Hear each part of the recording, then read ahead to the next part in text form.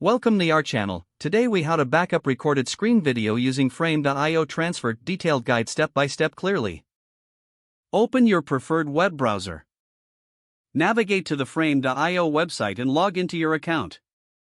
Ensure you have the Frame.io transfer application installed on your computer.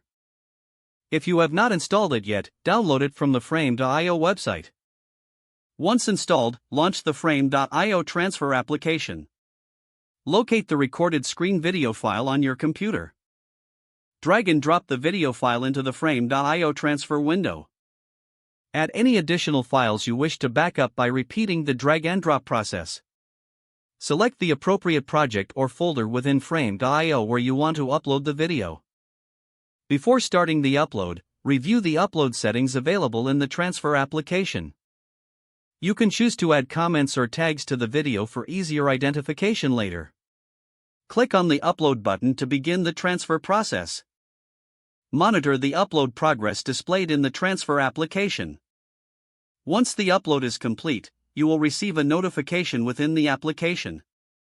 To ensure the video has been backed up successfully, log back into your Frame.io account on the website. Navigate to the project or folder where you uploaded the video. Confirm that the recorded screen video file is listed among your assets.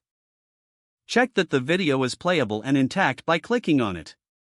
Your screen recording is now safely backed up using Frame.io transfer. If the page does not load, refresh the browser or try again in a private or incognito window. Make sure you are using the correct email address, then retype it carefully to avoid small typos. If your password is not accepted, use the reset option and create a new strong password you can remember. Check your spam folder for verification or security emails, then complete any requested confirmation steps.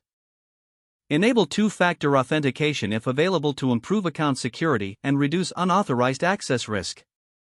After signing in, review your profile details so your contact information and settings are accurate and current.